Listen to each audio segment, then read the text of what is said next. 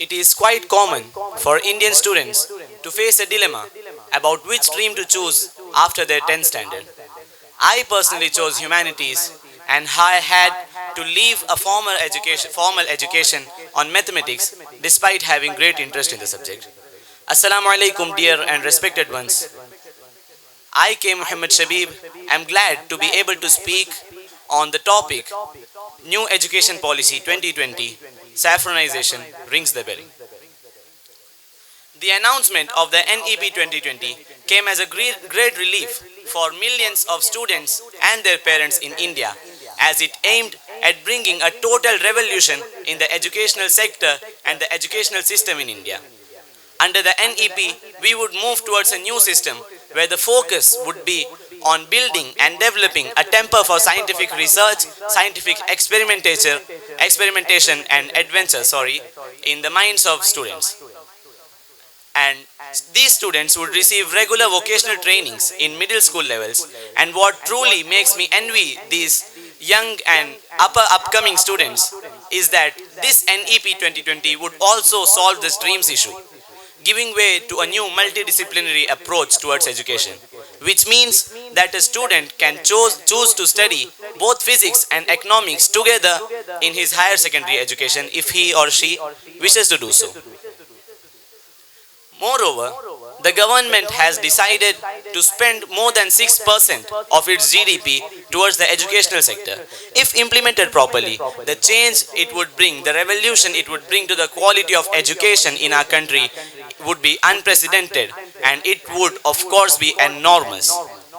But even as I don't mind celebrating the positives of the new NEP 2020 as a master stroke of the NDA government, Indians, being Indians, should never turn a blind eye on how the NEP silently seems to be an effort toward facilitating saffronization, which basically is the right-wing policy approach which tries to implement Hindu nationalist agenda.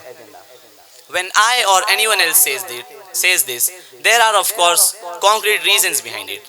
The first is the NEP's suspicious level of stress on education, primary education in regional languages or in mother tongues.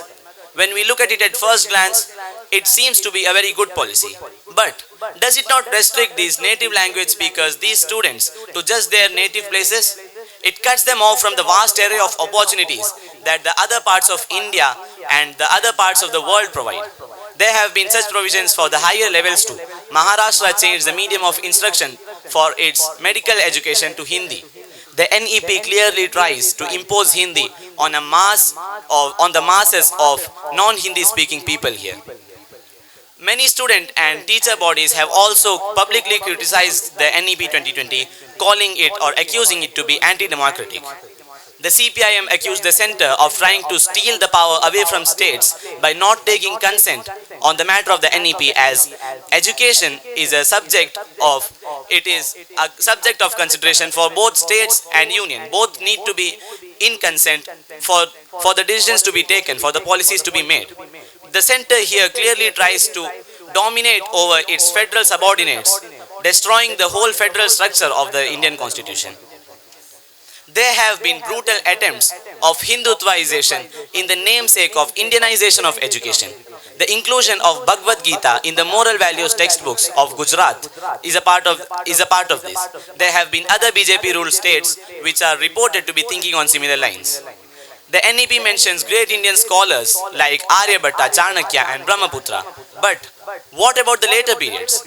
If the policy approach of the NEP 2020 was truly Indian in character, it would have embraced and acknowledged the contributions, all political, architectural, cultural and even culinary, of all the different types of peoples and of all the migrants to the Indian subcontinent over all the past centuries. But that is clearly not the case.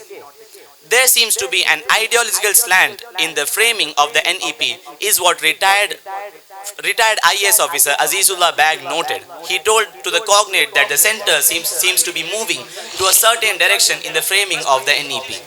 To conclude my words, I would like to say that despite being a very revolutionary move in the direction of improving the quality of education in India, the NEP is designed in such a way that it would lead us to the root of unicultural nationalism, which is directly contradicts to the which directly contradicts to the basic value of what the Constitution of India holds and on what the Indian nation stands, the values of democracy, federalism, unity and diversity.